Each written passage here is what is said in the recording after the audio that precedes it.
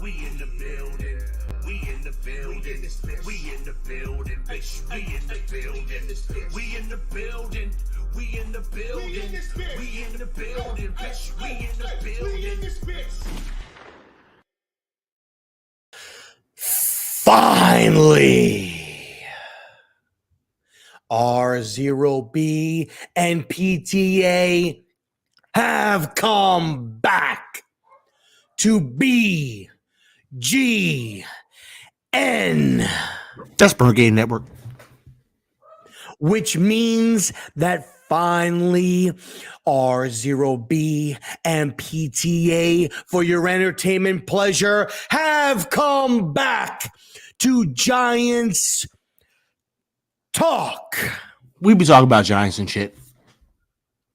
Now, in today's show, with my co-host over there, the luscious, the gorgeous, the amazing, the groomed PTA, well known as Pest the Analyst. We're going to talk about Giants. We're going to talk a little bit of Bengals post-game, pre-game, whatever you want to call it, a recap. We're going to talk upcoming joint practice. We're going to talk about upcoming preseason game versus the Jets. And unfortunately, we're going to talk about two things. We will probably talk about Daniel Jones. Ugh. We will probably talk about the plague. Yes, ladies and gentlemen, we have a plague. There is a new virus that is going around the National Football League, and it seems that it's only majorly affecting the New York Football Giants, and that is the injury plague. We will talk about that. I know my co-host PTA has a lot to say. He was fired up to talk about this topic right now. So sit back, grab your drink, grab your snack. Could be coffee, could be Yingling, could be water, whatever it may be. You could grab peanuts, just not mine. Okay? You can grab popcorn, a sandwich. It don't matter. The only thing that matters is that you tune in, shut off everything, put on your noise cancellation headphones, tell your wife to shut the fuck up. Hey, shut the fuck up! And you get ready for the show of a lifetime. If you smell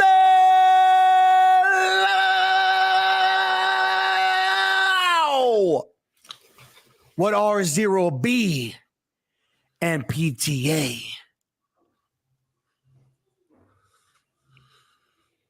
is cooking. Now, I don't know about PTA. I'm actually throw this up on a fly.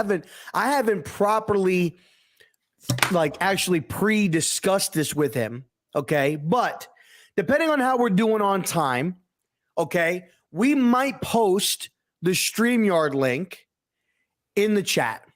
Yeah, maybe. And if you want to jump on in, ask a question, say something based upon a certain topic, we'll give you 2 minutes to say what you want to say, and we'll let you go, and then we'll respond to what you said if we got time. If we don't do it now, maybe we'll do it in the future. It's definitely something we want to do in the future. If we don't get 100%. To it today, we doing that. Okay, we gonna make that happen for y'all here real soon, because we've actually talked about that off screen in the past, so that's already You know what? I think that we probably got the greatest fucking intro on any app. I think we do. Yeah, I think we have the greatest fucking intro. I think you have the greatest introer on the platform. Listen. I didn't hire you because of your looks, okay? I mean, that's for damn fucking sure.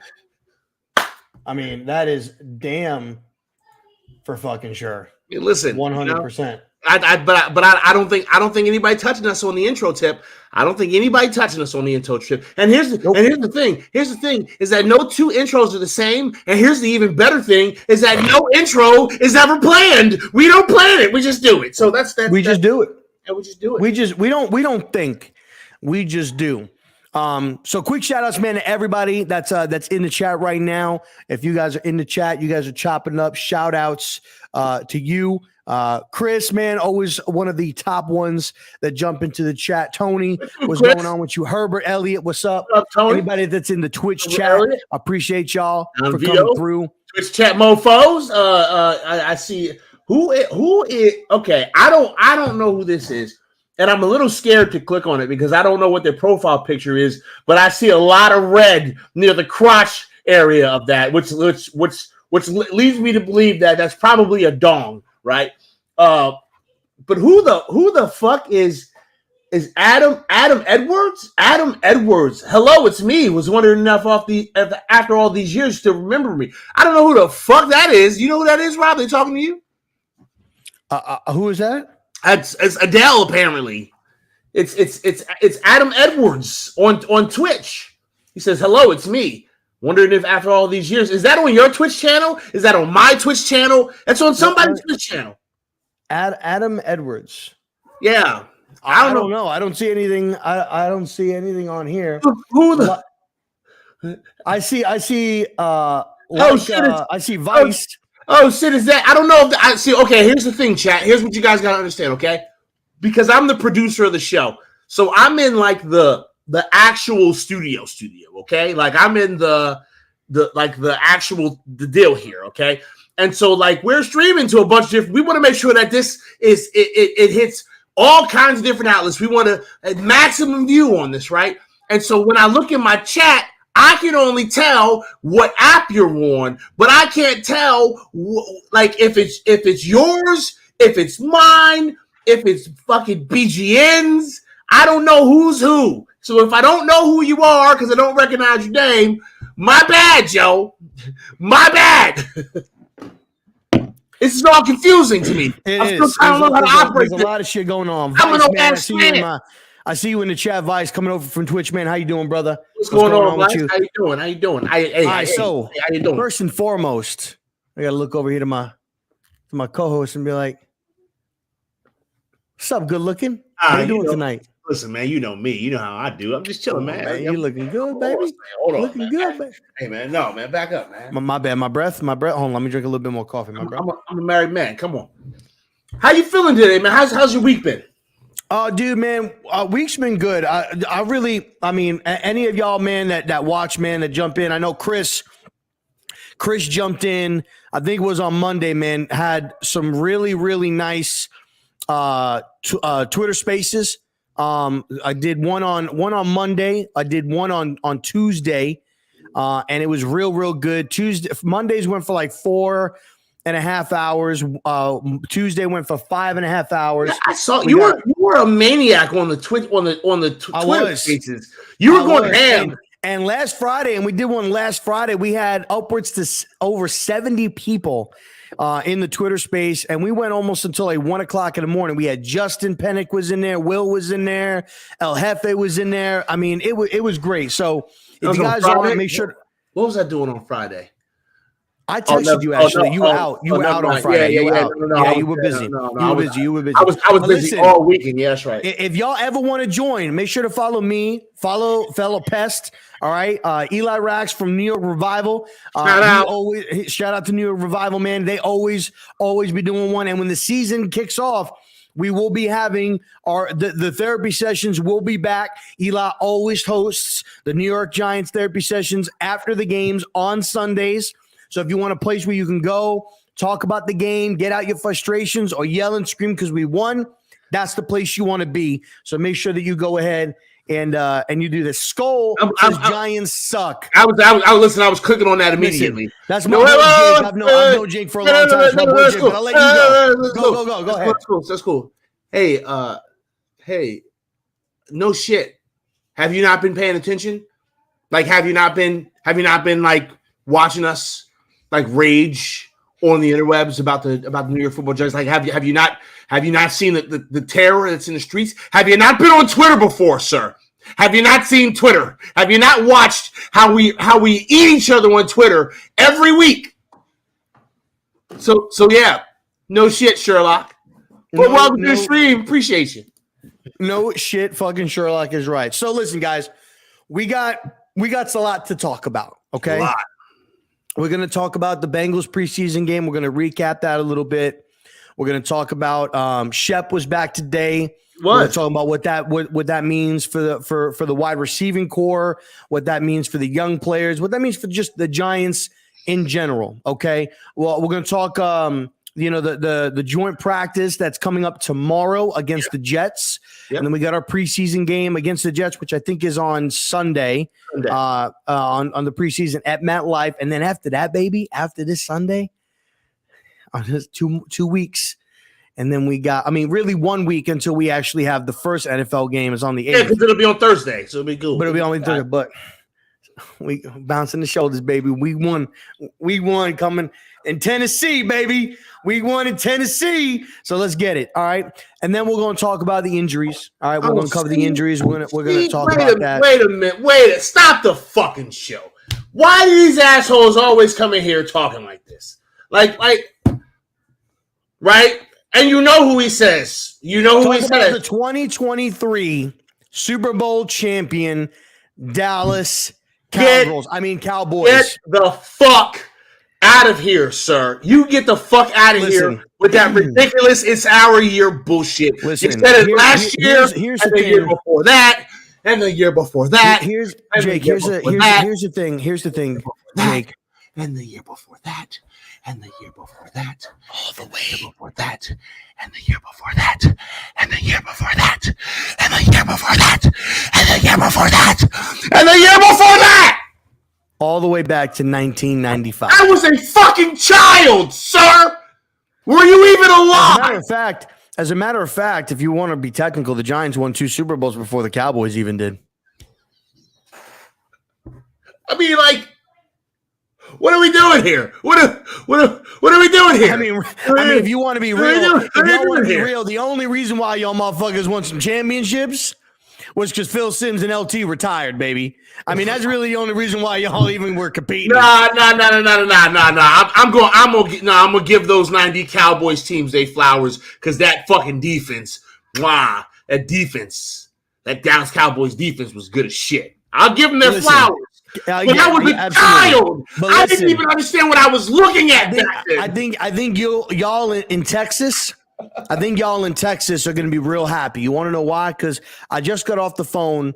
With the governor of Texas. Okay, and there's going to be a very special. He reached out and he got the okay from Joe Biden. Okay, there's going to be a stimulus check that's going to be going out to all people that live in Texas. Hey, Joe. Because y'all Cowboys are going fucking fat ass flat broke, and all y'all Texas people are paying that shit off with your taxes. And Jerry Jones is going bankrupt, and he needs all the help that you guys can get. So you guys are getting a nice little fat stimulus check to make up for Jerry Jones overpaying fucking players left and right. Guys like Zeke, okay? Guys like Dak. Guys like Sean Lee at the end of his career. Please. You guys couldn't even sign Randy Gregory to a fucking deal. Do you guys even have people that know how to do contracts? Clearly not, because you try to get one over the man. And let me remind you. Let me remind you. Let him remind you. Let him remind you. Let me remind you. Let him remind you. Let him remind you. Listen, there's an old saying that somebody used to tell me, and this is something that a man told me, and this was a man of color. You know what I'm saying? You never ever mess with a color man's money, baby. You never mess with a man's money. Ever. And guess what? That man went to Mile High, baby. He's getting high. He got high paid. He got everything, baby. Wait a minute. Did you just say colored man's money? Or wait a minute. Who said that? Who said that? This was back in the day. I had an old guy. I had an old African American dude I used to work with at Best Buy. Awesome dude. What was his name? Awesome. What y'all call him? No. What would y'all call him? I didn't call him. I call him Frank. That was his name, Frank. Y'all didn't call him. Y'all ain't call him that? Y'all ain't call him like, pops or old timer? Well, I mean, sometimes I call him. I say, "What's up, Pop?" Because he's Sometimes old. I call him. Because he's old. I used to call him Frankie. Yo, it was like, "What's up, Frankie?" But they used to change around a lot of the shit how we were getting paid. And he told me, he's like, bro, is because I went in there one day and I didn't know. I was getting ready he was pissed. He's like, yo, man, I'm mad. He's like, why? What's the matter? He's like, because they changed how we get our commission. He's like, man, you don't mess with a black man's money. I was like, he was a good dude, bro. He was an awesome dude, man. Awesome dude. I know, because I got an old story. It's actually really funny because my god sister actually ended up dating this guy's son, but it was this dude. We call him old man. This old black dude. First of all, this old black dude, you said the most racist shit I ever heard on the fucking planet. All right. Let's start there, okay? This old black dude. It's always the old folks. You notice that? He was old than a motherfucker, yo. He was old, dude. It'd be the old folks that always be saying shit like that too. No, yo, listen, but he was hilarious. Now I'm not like condoning the things he said. I just thought it was hilarious that he'd say it to people's faces and get away with it because he was an old man. I'd be like, hey, yo. Did he just say that old man card? He got the old man card. I was just when you because this old man would say something like that, and I'd be like, hey, you can't. You probably should say that. He's like, I don't give a fuck. You're like, oh man, he'd say this at work in front of customers. Like, this dude was a maniac. He'd say it at work in front of customers. All right, anyway, back to Giants. I will say this though, in sales. I will say this, man.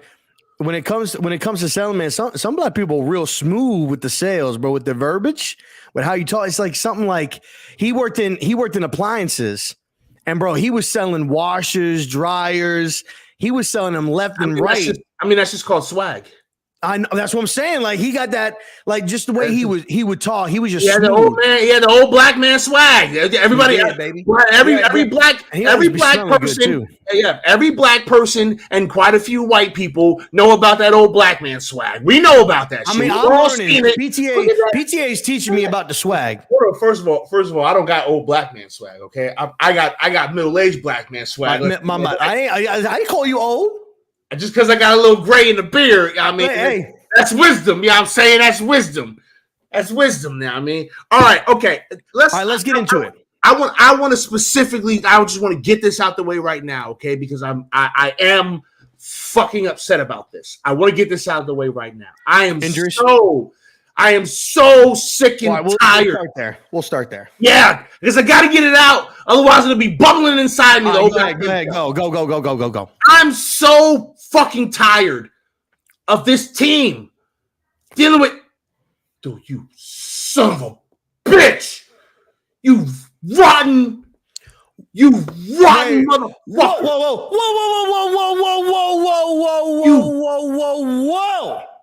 Whoa! You unbelievable, grateful,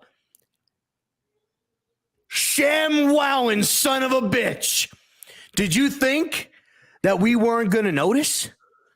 Did you think that all you had to fucking do was change your fucking picture, change your fucking name, and we were just going to accept you?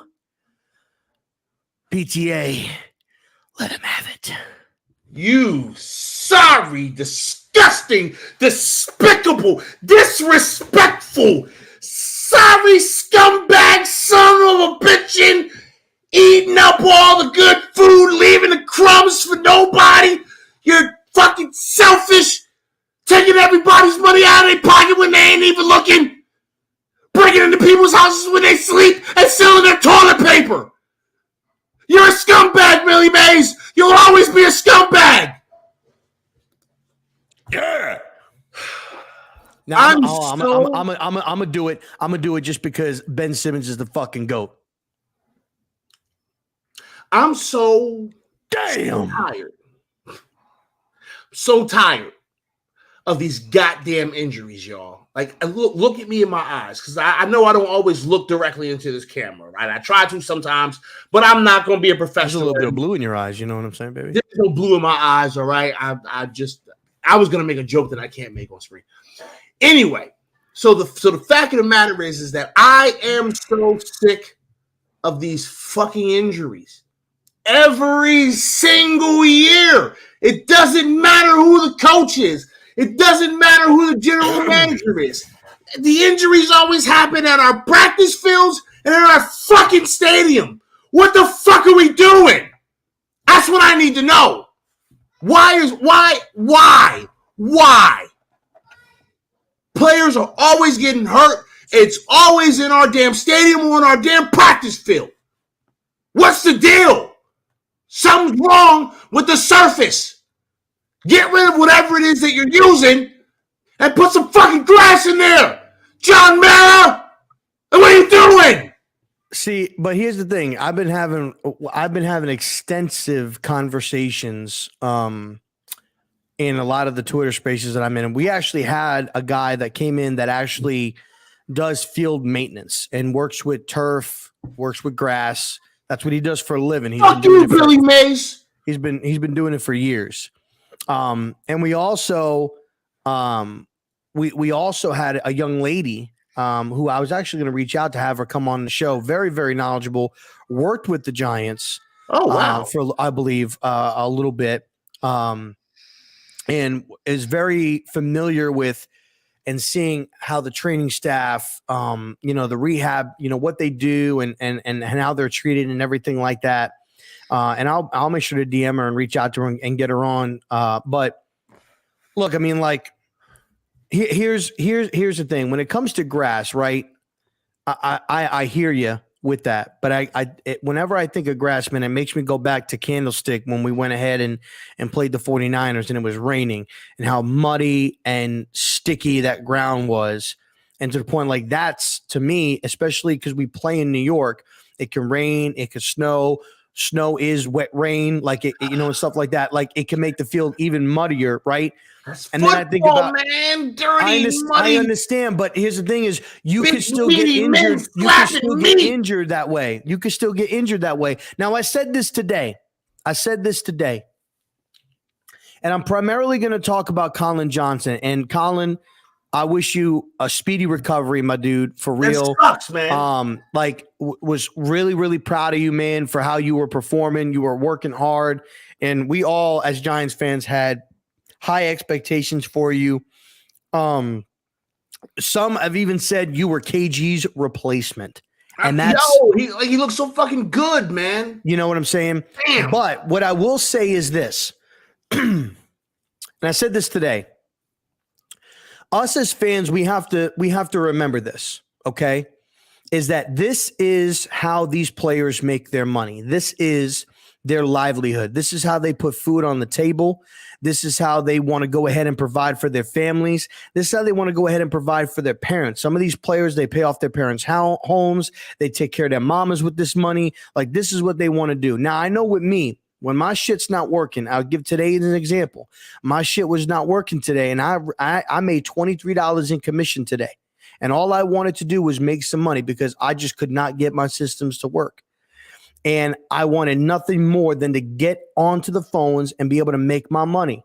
But I couldn't.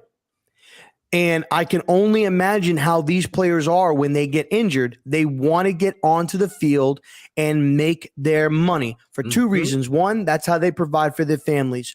Two, is that when you look at the contracts that are going to be given out to some of these positions, quarterback, wide receiver, and how much these players are getting paid, they want that payday. They see that and they're like, I want that. That Tyreek money, I want that money. That Mahomes money, I want that money. They want that paycheck. And when they get hurt, they feel that opportunity slipping away slowly but surely. So what happens is that I feel like they get a list of things that they need to do to get back to where they need to. No different than a tutor teaching you algebra and what you need to do to pass the class. And some players, I feel, may try to cut some corners to speed up the process and get out there a little bit faster than what they need to be because they're thinking about that money. They're not thinking about their body. They're thinking about that money. Rightfully so. Get your bag. Get your bag. But I feel like some people, they rush themselves. Now, in Colin Johnson's situation, a no-contact injury, I played football, and so did you, PTA, and you can attest to this. Form is everything in football. You step wrong, you don't get level, you don't get your hips low. If you're a tackler, you don't level your hips out, drop your shoulder, use your shoulder, you use your head, you drop your head too low, neck injury, concussions, that can happen. You pivot wrong, you put your body off balance, that's how you get knee injuries. That's how you get ACL and MCL tears. So I think that's what happened more than likely with Colin, is just that he had bad form. And you got to think about the amount of pressure that are on these players to make these rosters. There's only 53 spots. And then there's 10 spots on the practice squad. And Colin Johnson, being a third-year guy, he ain't making it on a practice squad. He's trying to make it on a team, and he's trying to get some playing time. And that's what he was trying to do. And he probably just was overworking it and didn't think and stepped wrong, didn't do something with his body right. Now he's going to be on the team, but he's going to be on the team on IR, and he's going to be rehabbing. Now he's going to have surgery, and it's going to be a grind. It's going to be a process. Yeah. So, but there are injuries. There are some injuries, and I also question this. What is going on with the training staff, with the rehabilitation staff? Is everything in place? Are the coaches, are the staff, are the doctors making sure that these players are following the regimens that they need to do for their bodies, to get their bodies right, to prevent these injuries? We could go ahead and we could point things in the field direction, player direction, Barnes' direction, whatever.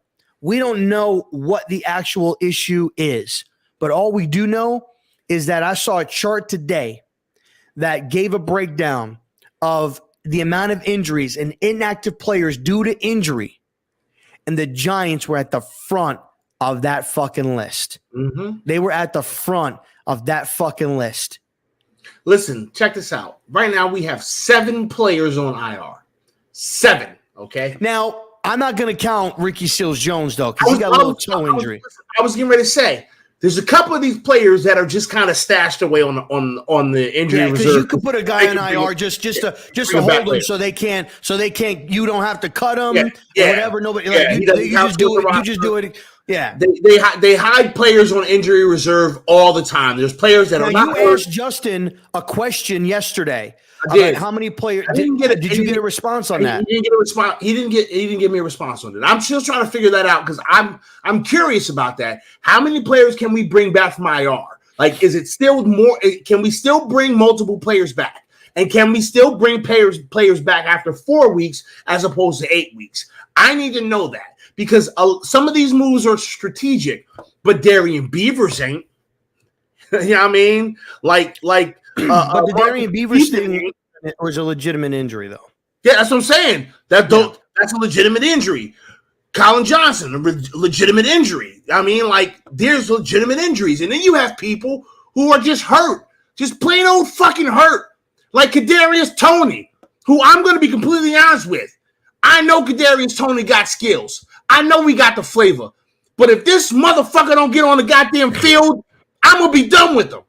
Like, I don't give a shit how flashy you are and how cool you are when the reporters is talking to you and all that shit. If your ass don't get on this motherfucking football field and start playing some football for this team, you gotta go, son. Just saying. Like, Chris, good point there. He says PUP is 4 weeks. So if they're on the PUP, it's 4 weeks. I think it's IR because remember, they put Andrew Thomas on IR last year, and I think he went on IR in week 3, I believe, and he was not able to come back until after the bye or after the Bucks game, which I think was like 7 or 8 weeks. Because we had a bye week 9, I think, or a bye week like 9 or 10 last year was when we had our bye. So he missed 8. He had to be on 8 weeks. Well, I don't listen. I don't know. All I know is this: I'm sick of all of our players being hurt and being dinged up and all that shit. Like it's too. And I agree with you with Tony. I agree with you with Tony. I agree with you with Tony 100%. And I said this yesterday. I posed a question yesterday in my Twitter space. I was like, say Tony don't play this year. Like he's very limited or he don't play at all. Like if he don't play at all or nothing like that, I'll be honest with you. If they wanted to trade him, I'd be all for it. I mean, like this man ain't really like the limited time we've seen him on the field. It's looked really good. Problem is, the motherfucker ain't on the field. Talented. Yep. Talented, no question about it. It has the skill set. Listen. But if you could have the skill set, but if you ain't on the field to use it, then what good is it? Seeing this man in no shit action is amazing. It's amazing. But this motherfucker ain't ever on the field. I don't want a dude that's only going to be here 2 games, 3 games, 4 games a fucking year. Like, I don't want to deal with that.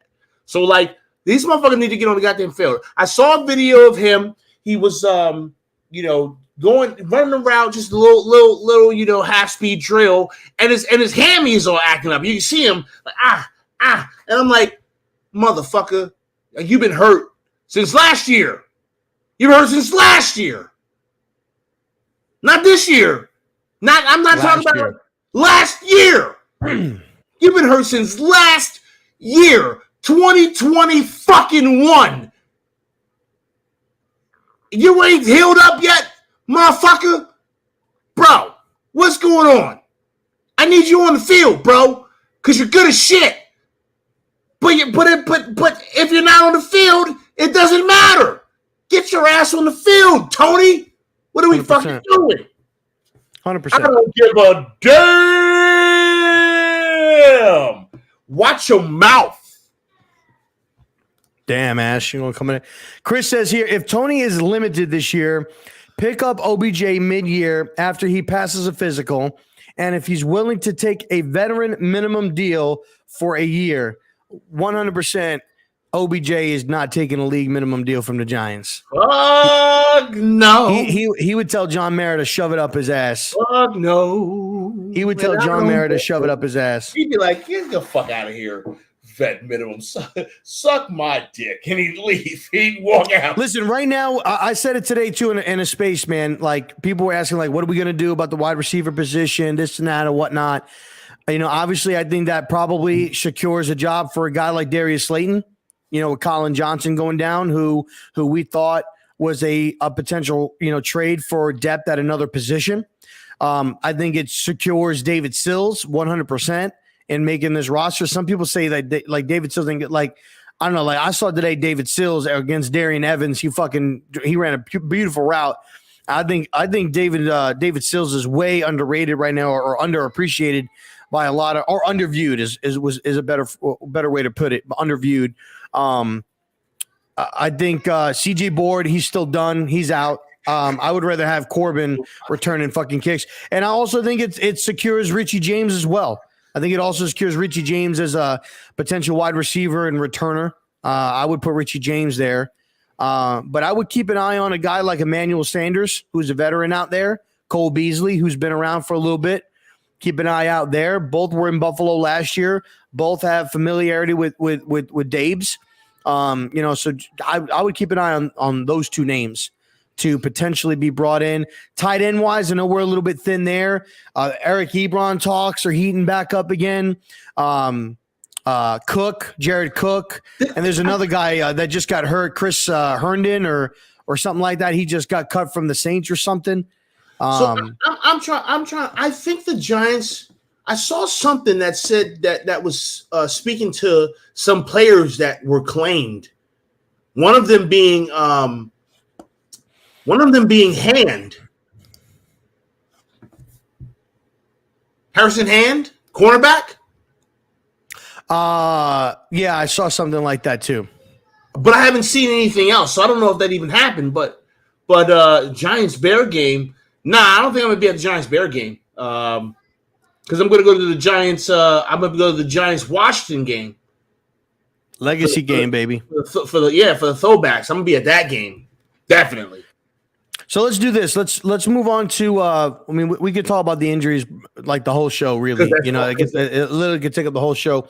Let's talk about let's talk about the Bengals game. All right, let's kind of recap. Yes. We'll talk Bengals, the Bengals game. Couple things that really stood out for me, man. That offensive line played amazing. In my opinion. Not only for Jones, Davis Webb, the pocket that he had. And I said this in the space too. When's the last time you saw a center sitting there with nobody to block and just ran up against the D tackle, knocked his ass out, and then ran right back to the same spot he was standing in looking for some other motherfucker to lay out? Like Max Garcia, that's what Max Garcia did. And there was a picture where they had one-on-ones with, and this was when DJ was in the game. One-on-one. Neal, one-on-one. Glow, one-on-one.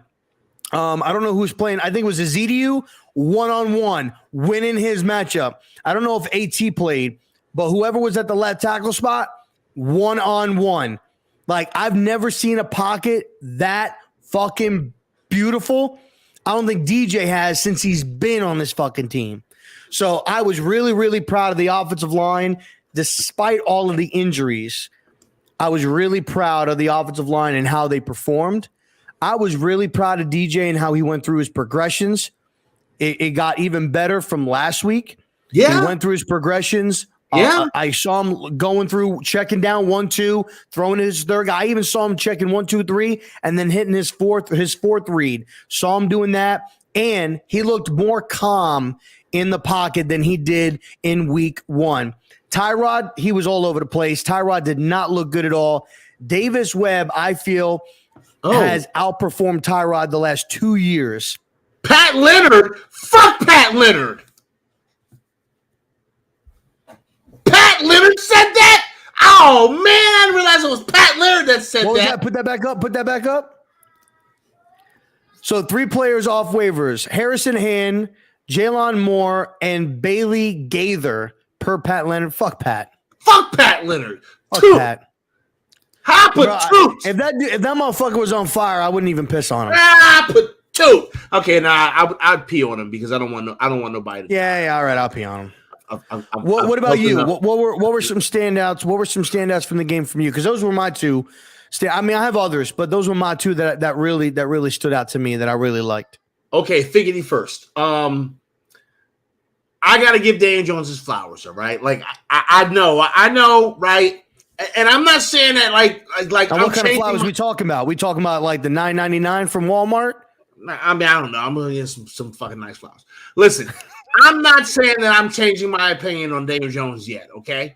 And no, of course not. And I understand how hard I've been on Daniel Jones. You need to understand that I'm this hard on Daniel Jones because I want him to be great. Okay, but I have a hard time personally believing in him, right? But I will say this, okay? This is the first time in a very long time, like as long as I can remember, maybe going all the way back to his rookie year. This is the most comfortable I've seen Daniel Jones in the pocket. First of all, there's a pocket to begin with, and that's fantastic. I love the fact that I saw pockets develop on every single pass play. Now, those pockets didn't always last as long as I would like for them to, but they were there. And I appreciate that because it means you guys are doing the technique part. So the other shit will come. The other shit will happen as you continue to do this. But just the pocket forming is great. And woo, do I love the run blocking. These big some bitches is some maulers.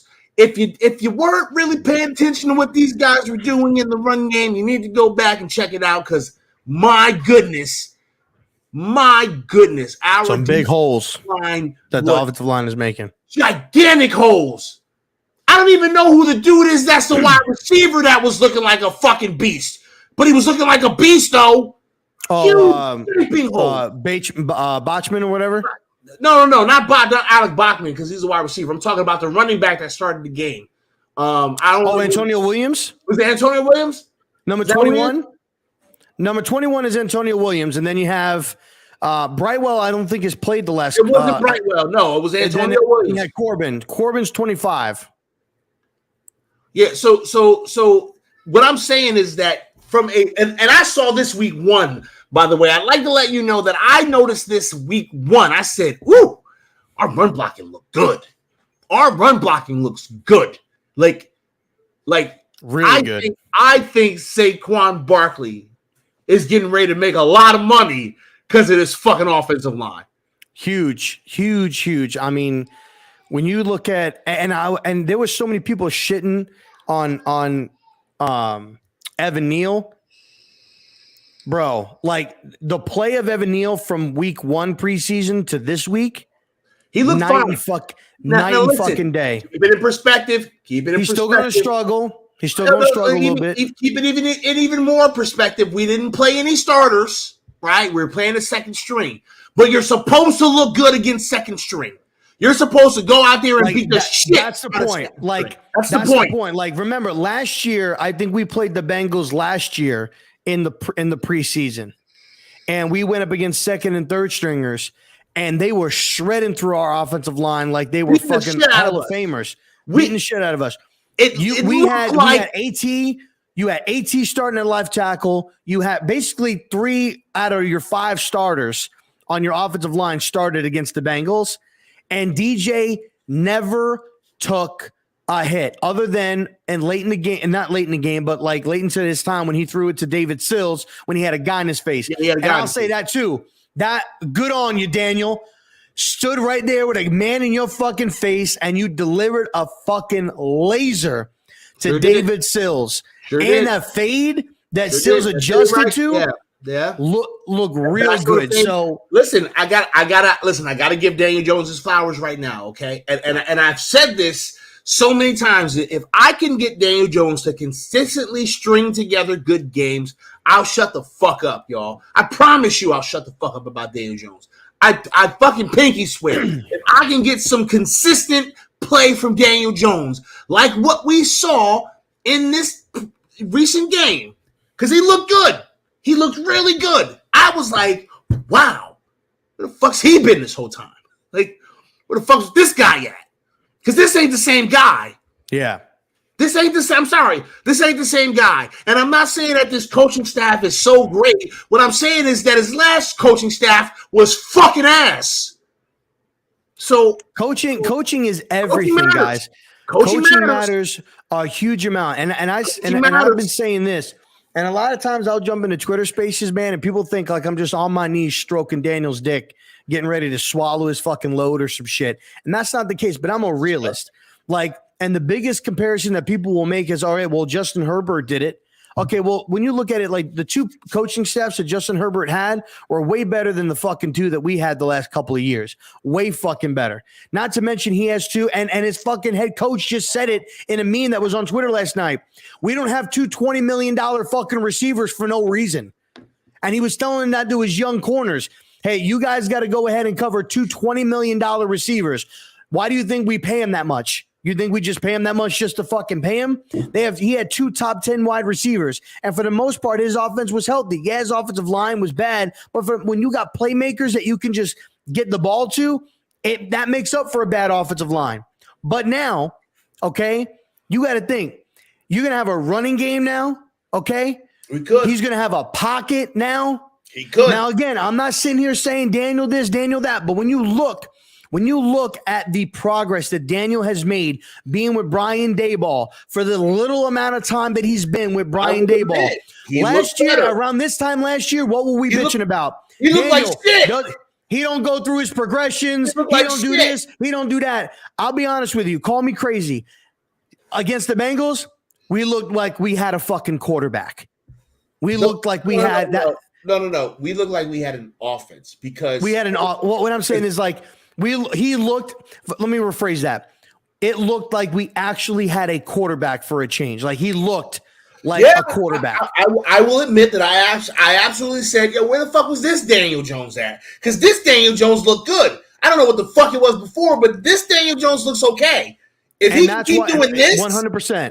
I'm okay. That's why I'm saying, Harold RDU, what's going on, y'all? And that's why I'm saying, if we can string, and this is probably off topic, but if we can string together anywhere from 7 to 9 wins this year, 7 to 9. I swear to God, I will end this fucking stream if you go left. If we can put together 7, and no, I'm not saying for me what I would want, but this is what I think would probably happen. If they string together and get 7 or 9 wins, depending on his progression, I'm going off of what I'm seeing right now. The short time that he's been with Brian Daboll, and you look at the improvement that Daniel has made. Okay. He goes through a whole 17-game season with Brian Daboll, practicing every week, watching film, going through all of that. If they see that that each and every week he's doing things better and better and better, and you get 7 to 9 wins with this dude, it would not surprise me if Daboll and Shane are sitting down saying, and when they reevaluate every position, because that's what every ownership, that's what every coach does at the end of the year. They evaluate the positions. Yes. They evaluate who's under contract, who's not under contract, who they want to retain, what position they're going to try to add to. Yes. When they get to the quarterback position, they're going to probably say to themselves, what do we have with Daniel Jones? And I can guarantee the contract, they're going to be talking about it, and they're going to say, he didn't look bad this year. And we got him a quarterback that everybody said was washed. He got a 7 to 9 wins this year. I wonder what we could do with him for one more year, what we could make him into. And he will get franchise tagged at $35 million. And that's what I said at the beginning when we were talking about his 5th-year option. That's what I said. This man's got to earn it. You got to prove it. You don't just get it. And if it means we spend a little bit of money, so what? It's good for us. As long as he's not costing us games. If he's not costing the Giants football games. I'm fine with that. And he gets 7 to 9 wins and has a productive year where he throws for anywhere from 35 to almost 4,000 yards. And I'll give him 25 to 35 touchdowns in between there. I don't care if he throws 10 to 15 interceptions. I don't care if he throws 10 to 15 interceptions. But if he shows progress, they will have that conversation on whether they should go ahead and ride with him another year and see, okay, we look at what we were able to do with this dude. What can we do with him for another year? Let's see what he's able to do. All right, what's up, baby? I don't disagree with that statement. I could totally see them doing that, okay? And I'll be completely honest, if Daniel Jones doesn't look like ass this year, I would not panic. I'd be like, okay, 1 year, okay, he got 1 more year. Let's see what this kid can be. Let's see if he's worth the money. I'd be okay with that. I would be able to live with it, okay? Because at least I know, all right, we're gonna have some continuity with our quarterback. We can continue to do whatever the fuck we need to do. But Ash, I don't think so, Ash. You don't say he's gonna have to do more. I agree, though. I agree. I don't think 7 wins gets this man another year. Listen, if we lose players, and he still gets 7 or 8 wins, with like, look at what we lost players the last 2 years, and look at what we did. If we lost, like, say Tony don't play, God forbid, say KG gets hurt. You know what I'm saying? Like, if we're still stringing out and getting 7 or 8 wins with injuries. Like, to me, that's a positive in the positive. That's a move in the positive direction for Daniel, because he wasn't able to win when we had injuries the last couple of years. We crumbled as a team. And I said that today. It was asked today in the space, like, what are you looking forward to with this team this year? Say, with these injuries, I want to see how we respond. I want to see how this team responds, because when we had injuries, we fucking crumbled like fucking little bitches. We crumbled. So here's the thing, Ash. Here's the thing. Because I'm not saying that I would do it. What I am saying is that I agree with Rob that if Daniel Jones was able to figure out a way to get 9 wins, maybe not 7, but if Daniel Jones could figure out a way to get 9 wins, 9 legitimate wins, we wouldn't get these wins without Daniel Jones. I could totally see the Giants franchise tag, and I wouldn't hate the idea. I'd be like, okay, we got some continuity. But but listen, here's the beauty part about it, is that if we find a better idea, we can rescind the tag. Like, It's not a big deal. I mean, you also got to think about it like this. Say maybe he don't get 7. Maybe we get 5 or 6 wins, right? But in those losses, there's only 5 or 6 wins. Fuck him. No. What I'm saying is this: if we get 5 or 6 wins, but let's just say out of those losses, like he drove us down the field, got us a touchdown, but maybe the defense, because of how Wink was playing or something like that, not because of Wink's fault, but just because of the corners that we have, they drove down the field and they scored. Like, that's not on Daniel. Like, if Daniel went down and scored a touchdown and it was up to the defense to stop the offense and they just fucking flopped, like, that's not Daniel's fault. If you don't tell me, like, if we went ahead in a game, like, take for instance the Washington football game that we lost to a field goal. If we had 4 games like that where Daniel played well and wasn't the one that turned the ball over and it wasn't him that lost us the game, the defense just couldn't stop the fucking offense for whatever reason, I'm not going to hold that on Daniel, because he did what he needed to do. He got us in the fucking end zone. He drove us down the field. You know what I mean? Like, I'm not going to put that on Daniel. So here's the problem. The problem is right now we're having a very contextless conversation about something that really needs more context. Right? Because you're absolutely right. Daniel Jones could ball out and our defense could suck.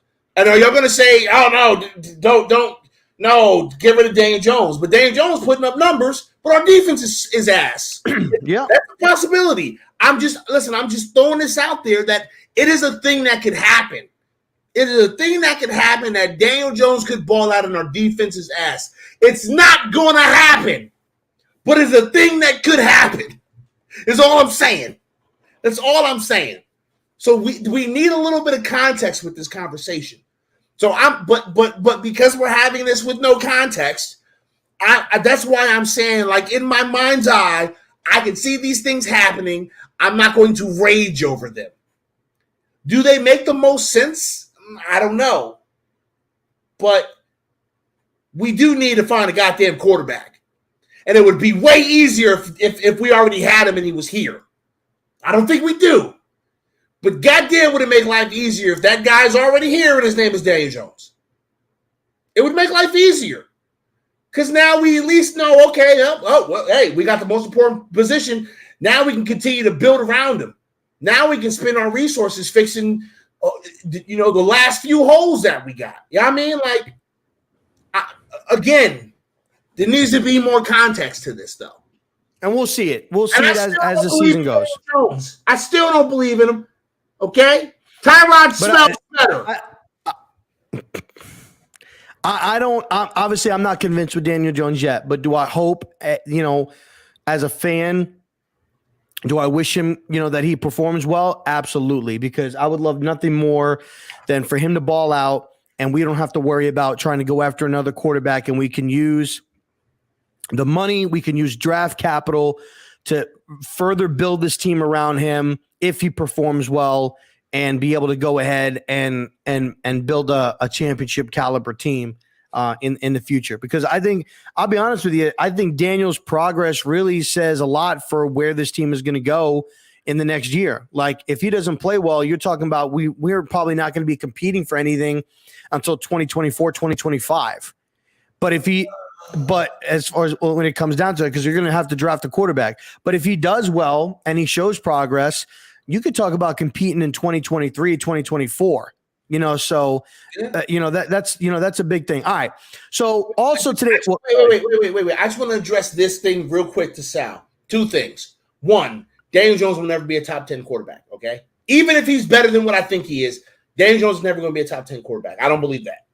That's a hill that I'm willing to die on until it kills me. And if I die on that hill, cool, it's better for the team. All right. But I don't believe Daniel Jones is like top 10 quarterback level type person. I just don't necessarily believe it. Okay. 2, we're not asking Daniel Jones to be a top 10 level player anyway. We're asking him to be 17, 16. Just be in the average. Like, be in the average. Because if we have, because you can, and he said, well, and then he says, why pay him? Because you can win a Super Bowl with a quarterback that's average. Dilfer. You can win a Super Bowl with a quarterback that knows the system and knows how not to fuck up. And as long as Daniel Jones can get the concept of how not to fuck up, there you go. You've got a quarterback. You don't have to have the best quarterback to get the job done. It helps. It definitely helps to have an amazing quarterback, but you don't have to. You just have to have someone that's dependable. Listen, you could have a quarterback, like if Daniel Jones turns out to be a guy that is good for 21 to 28 points a game, but you have a defense that's a top, like I think that with Wink and with the right players, we will have a top 5 caliber defense. We will have a top 5 defense in the National Football League. Like, and if we have the offensive line that we hope and pray that we do, and we can run the ball, like, I mean, look at these guys like Antonio Williams. Like, look at how hard these guys are running. Look at the holes that they're running through. Corbin looking good as a undrafted rookie. Like, it actually looks like it don't matter. Like, you guys remember the Broncos back in the day where you could put any running back behind that offensive line and they were breaking 1,000 to 1,500 yards. Terrell Davis did it. Clinton Portis did it. Mike Anderson, a fucking fullback that they had running, did it. Ruben Drones fucking did it. Like, think about all these players. Back in the day, it didn't matter who you plugged in to the Broncos fucking running back position. They were running for over 1,000 yards, damn near 1,500. So that's just like, I'm not saying that's the kind of offensive line that we're going to have. But if we have anything even semi-close to that, it's only going to help the quarterback. If we can run the ball, control the clock, defense can play good defense, and put us in a position to where we could put 20 to 28 points on the board, and the defense could hold teams down. You can win games like that. You can win playoffs like that, and you can win Super Bowls like that. You know, you can win those games. All right, let's talk about Shep. Shep returned today. Yeah. After his Achilles tear against the when was it again? It was against the Bucks, I think it was last year on the Monday night game against the Bucks. PTA, what do you think it's going to mean for the wide receivers? Not just from the injury perspective, but as a whole for that wide receiver room. What do you think that's going to mean to have Shep back? And what kind of impact do you think it's going to have on the roster in general to have that man back on the field? Okay, I'm going to answer that question in 1 second, but there's now 2 Billy Mazes apparently, because now we've got a lot. So he came in here like it was Thriller, right? As zombie Billy Mays, and now he's back to regular Billy Mays. Unless there's 2 different Billy Mazes, and if there's 2 different Billy Mazes, then somebody stole your gimmick. Somebody stole your gimmick, bro. Okay. So and by the way, Billy Mays, I think you can rewind this. You need to go back a bit in the stream to hear my rant about you, because I already did it. It's already done. I'm sorry, bro. Shep coming back. All right. So I had a very, very, very quick conversation with Kid Blue. BBS is in the house, and he was talking about, you know, how Wandell Robinson, you know, is going to take snaps, or vice versa, right? They're going to take snaps from each other, and I disagree. I disagree with that, because I think Wandell Robinson is going to be used in such an exotic and unique way that that he's not going to be involved in Shep's business. On top of that, Shep is one of the best run blocking wide receivers on this team, y'all. He gonna be on the field because we gonna be running the damn ball. So, like, I'm glad that he's back. I hope that he can stay healthy for a whole season. I'm not holding my breath for that, but I hope, I really do. I legitimately hope that he is healthy for a full year, because the man deserves it. He deserves to play a full season of football. Agreed. And I want him on the field because Shep is a monster. Okay, Like, I don't even really give a shit about how well he catches the football and how great he runs routes, right? Even though he does run a good route and he's got fine hands. He's a stick mover. He's a stick mover, bro. Yeah, he's got fine hands. But man, this motherfucker can block downfield, and I love that. And he run the Shep's side because he's blocking his guy. And he gonna block somebody else too, probably. Shep ain't going nowhere. Shep is heart and soul around here because he do the dirty work. Y'all ain't giving Shep his flowers. This man be doing the dirty work. It's unfortunate that he can't stay healthy, but this man be doing the dirty work. So I'm gonna give him props for that. But if this motherfucker don't stay healthy, he can go too. I'm sick of it. It's definitely good to see Shep back out there. I think he definitely brings, a presence. It's a different vibe. It's a different vibe, man. It's a different vibe. I think he got a little bit of a swagger education from OBJ because OBJ brought a swagger to the offense when he was here.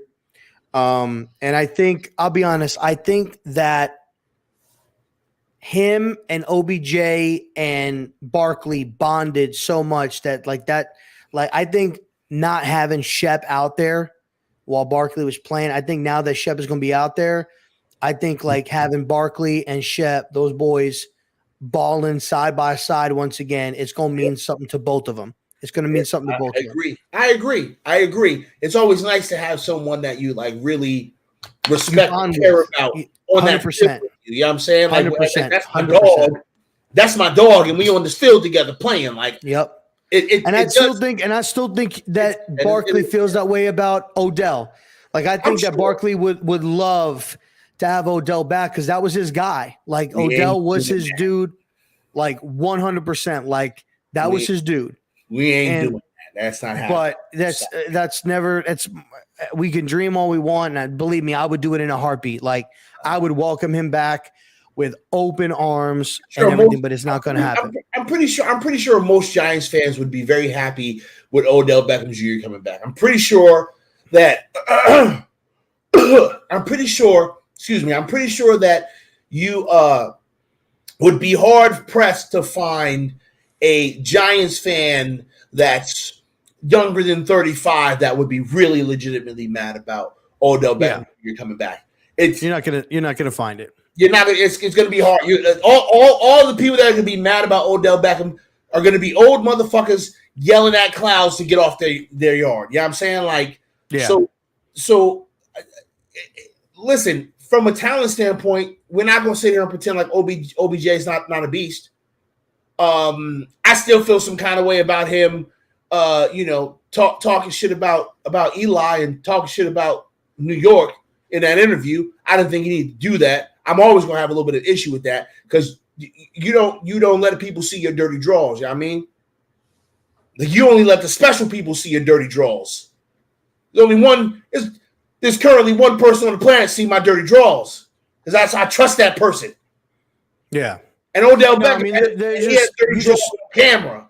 Yeah, I think it was a combination of probably the way that the organization was being handled. I think it was a combination of him being a young player. And with all that he did, I feel like he probably felt like he had to pull teeth to get the contract and it shouldn't have had to be that way when he was, let's just face it. He's the only reason why we put points up on the board. There's no ifs, ands, or buts about it. Like he's the reason why we were even in games is that if we didn't have OBJ, no disrespect to Eli, we like if OBJ wasn't there, OBJ probably saved Eli's career a little bit longer than probably what it would have been. You know what I mean? So I think they both benefited from each other greatly together, and that magic will probably never be found again. No, definitely not. Definitely not. All right, so tomorrow, actually, Giants, Jets joint practice. Yep. Okay. There's been a lot of speculation. Let me ask you this.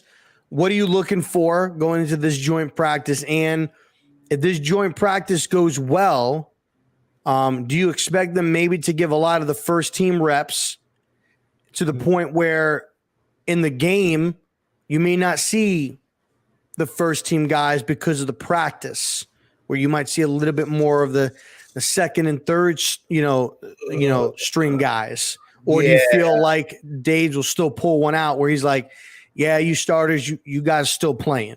What would you want out of that?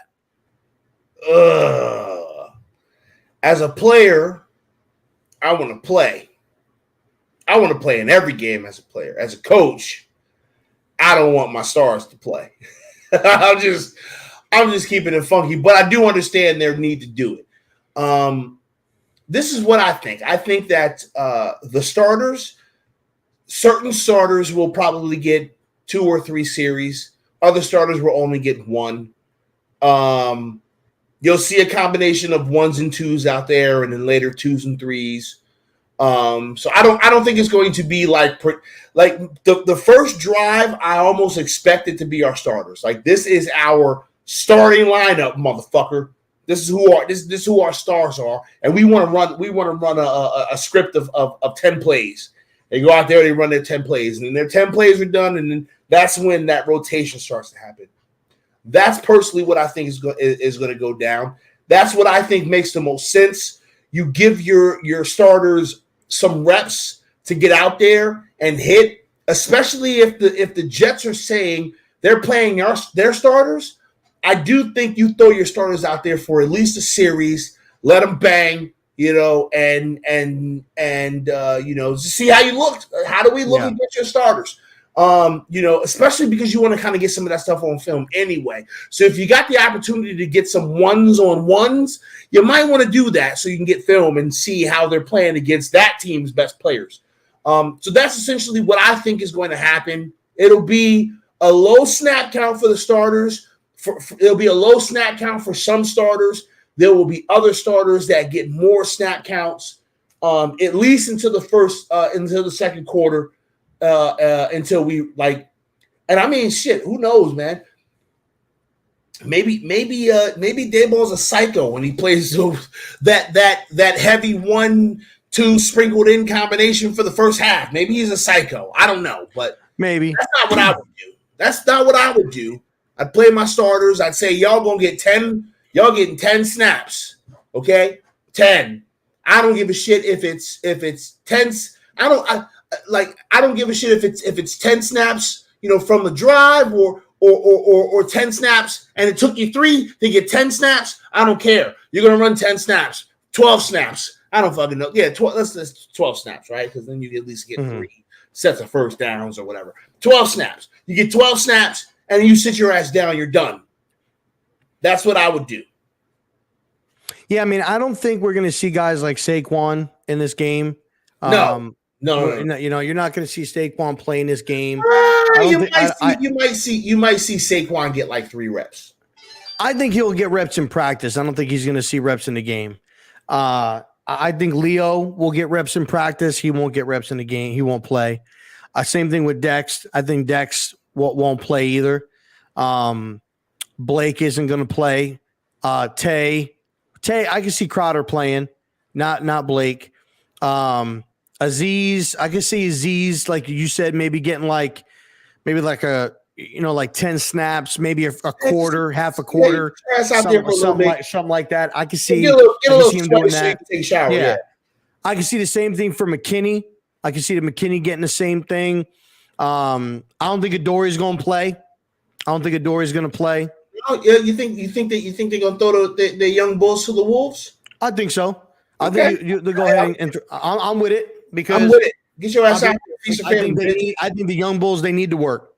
They need to work. They need the experience and stuff like that. So you're either good or you're not. You better get out there and show us some. I can see Neil's gonna play. I don't think AT is gonna play. I can see Neil playing. Glow ain't gonna play. I'll probably say your starting offensive line is going to be Roy at left tackle. I'll say Joshua Zediu will be your starting left guard. You'll have Max Garcia at center. Right guard, you'll probably have who's there? I can't remember the dude's name who they put at right tackle. It's like number 65. And then you'll have Evan Neal starting at right tackle. I think Evan Neal will probably play like. No, man. No. Don't do that. I think Neal will probably play like 2 series, and then he'll be. Don't do that. Let that man play next to his partner. Let that man play next to his partner. He ain't gonna play Glow. Why not? They're not gonna play Glow, bro. He's a veteran. Why not? He ain't gonna play him.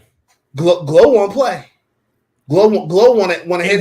If Glow plays, it'll be a series, and that'll be it. That's what I'm saying is for some, it's going to be shorter than others. They're going to get out there. They're going to get some reps so they can get some shit on film, and they're going to move on. And that's what I would do. The goal. I mean, if they're gonna give him a series, then I'm cool with it. But I mean, for me, the goal of the preseason is to get shit on film, bro. Like that's it. I got you. For me, this game is really about evaluating the young talent that we have, mainly at the corner position, because this is the last preseason game before we get ready to get down to the 53-man roster and get ready to put the depth chart together and get ready to, like, after this week, y'all, they're preparing for Tennessee. They got 2 weeks to prepare for Tennessee. So, I mean, they're going to have the people that are going to be playing. They're going to have the depth chart set up, and they're starting to watch film. They're starting to get preparation in. They're getting the game plan together. Like, after Sunday, it's go time. Yep, it sure is. It's go time. For them, the season starts on Monday because they start. Season starts Monday because that's the way it is. You know, so I want to see what these young bucks got. I want to see who's gonna who's gonna be making the team. I want to see what they're gonna do. Free agency, waiver wire. I still think we need to add a presence at the corner position, a veteran. Maybe a guy like Jimmy Smith, because I think Jimmy Smith they could go out and they could get Jimmy and have Jimmy practice for 2 weeks and he could play against Tennessee because he knows Wink Martindale's system.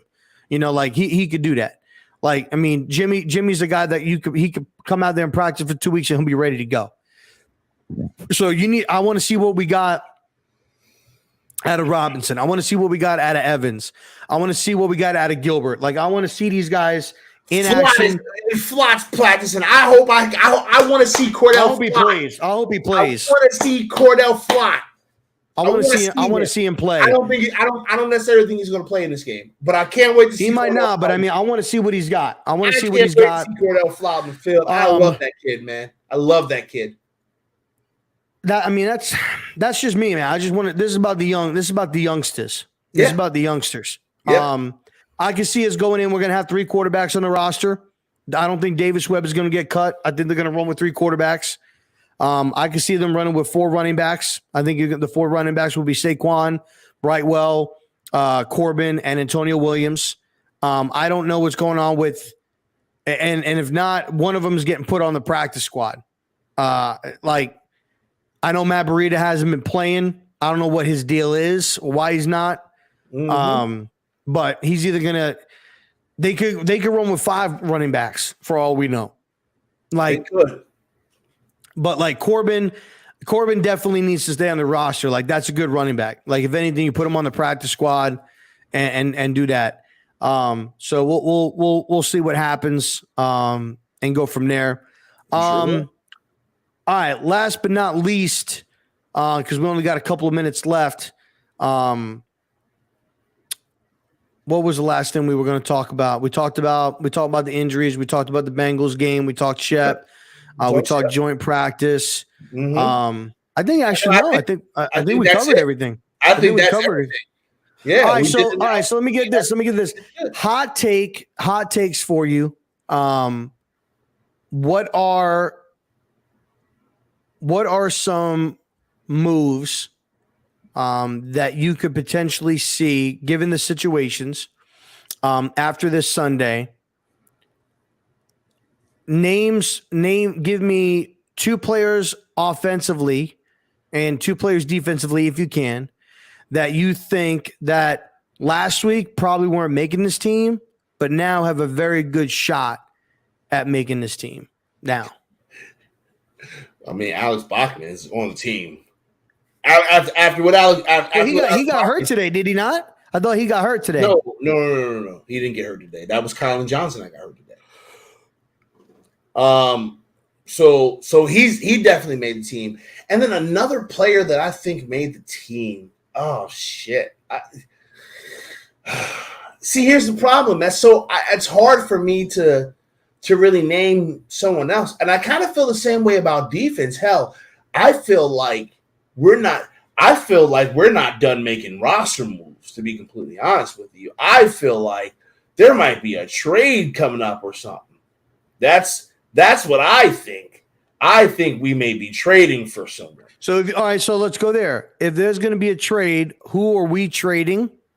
And obviously you wouldn't think of a player, but what position? So name a guy on our roster that you could see being a part of a trade, and for what position would you see that being a trade for?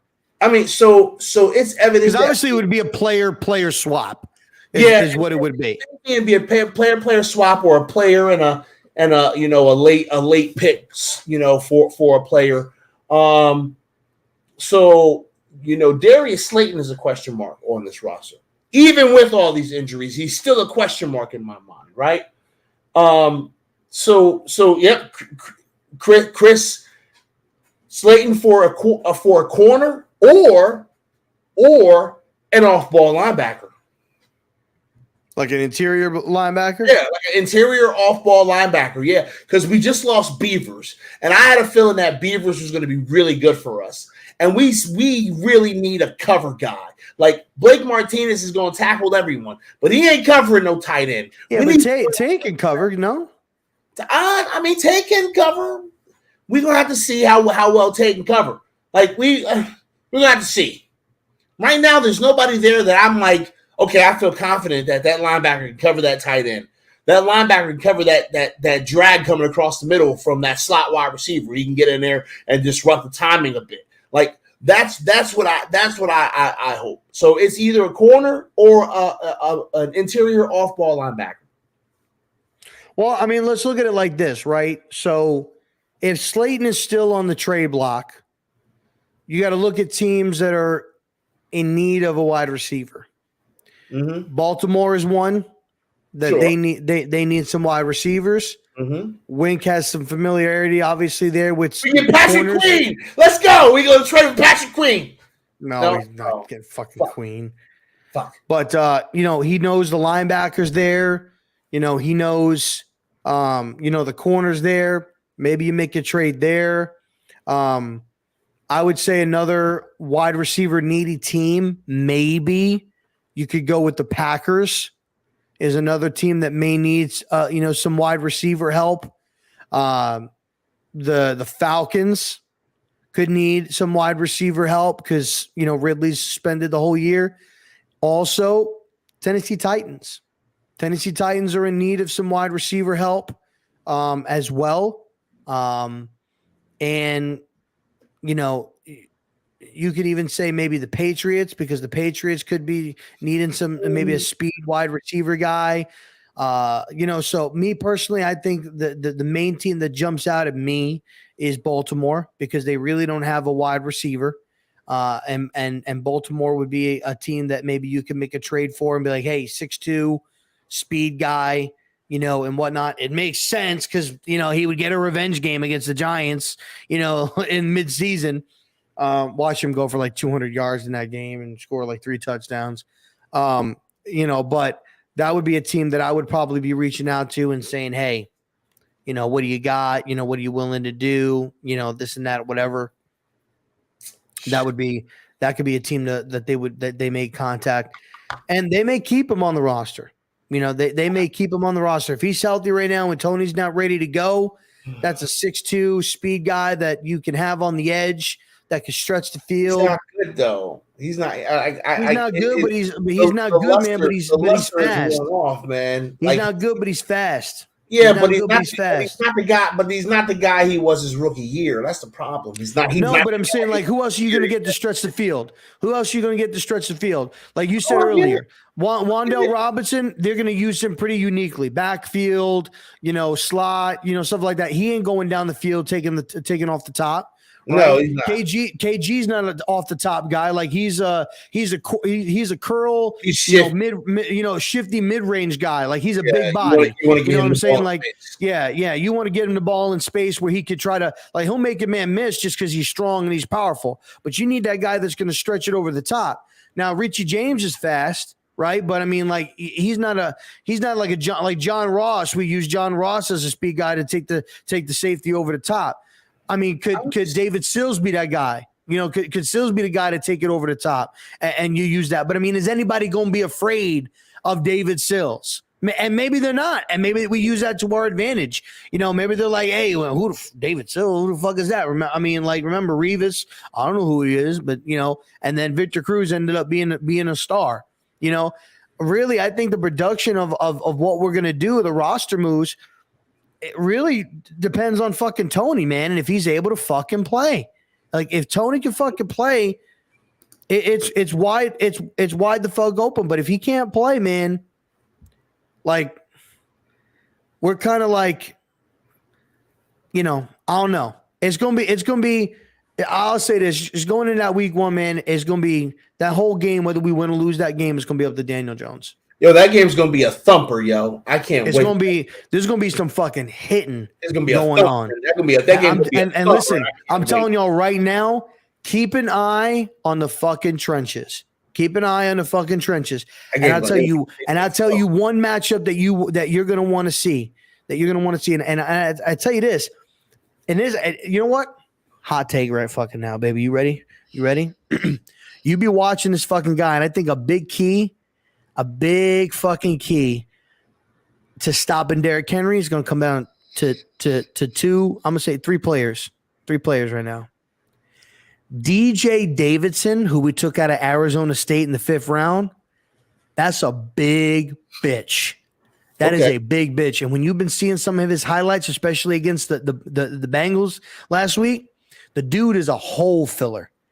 Sexy Dexy. It's going to be up to Sexy Dexy and Big Davidson to stop that big woolly fucking mammoth running back coming up the fucking middle. But this is the fight that I'm looking for. This is the fight. Because there's one man on our roster that's going to take on this 6'4" fucking behemoth. Going at him full fucking speed. And that is one milky white son of a bitch in Blake Martinez. That dude is going to fill that fucking A gap. They're saying he's looking fucking good. He's looking fast. He's got something to prove. We're going to see. I think he ain't afraid to step in there and make a fucking play. We're going to see. That Casper fucking son of a bitch, bro. But I mean, that's my thing. It's going to come up to Dan. It's going to be a fight. It's going to be a battle in the trenches. No question about it. Yeah, listen, we're going to be talking about that game so much over the next couple of weeks because that's all we're going to have to talk about in a couple of roster moves. But also want to I'll say it now because I spoke with the person. I need to confirm. But going into week one, we may have a very, very special guest joining us for the Wednesday beforehand. I'm not going to say the name. I'm not going to say who yet, okay? Because I want to get the confirmation. But we may have and you going to know this dude 100%. Hugely, if he comes on, and and as long as he's not busy, it's going to be an honor having him on, okay? So we're going to have a nice special guest that's going to be joining us. So make sure you guys are turning out. You got anything that you want as far as closing statements, anything you want to say? Nah, y'all listen. Y'all know what it is. Catch me on the Twitters. How about that? Here pretty soon I'm going to be starting up the Twitch channel again.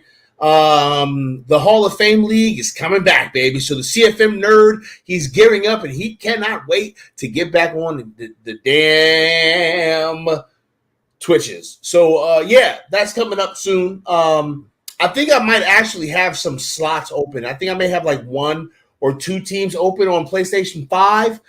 It's Ultra Sim non-comp league. Yo, hate our rules. But if you're interested in that kind of stuff, then reach out to me on the Twitters because we'll hit it up. And no, it's not YouTube Yoda, Danny. But shout out to Danny Thomas who's in the building. So listen, here's what we're gonna do. We're gonna go ahead and end the show here. Oh, man, we all went to 10 o'clock. I didn't even realize it. But, yeah, we're going to go ahead and end the show here, y'all. We greatly appreciate y'all hanging out with us. Big facts. Another Wednesday. We're nothing without y'all. Okay, make sure that you are hitting that damn like button. Make sure that you're subscribing to all of our stuff. Okay? All of our stuff. The links are in the description and stuff. So make sure you're subscribing or following us on all of our stuff. And, yeah, that's pretty much it. So listen, for my guy, RZeroB, I am your boy, Pest the Analyst, and we will get up with you guys later. Deuces!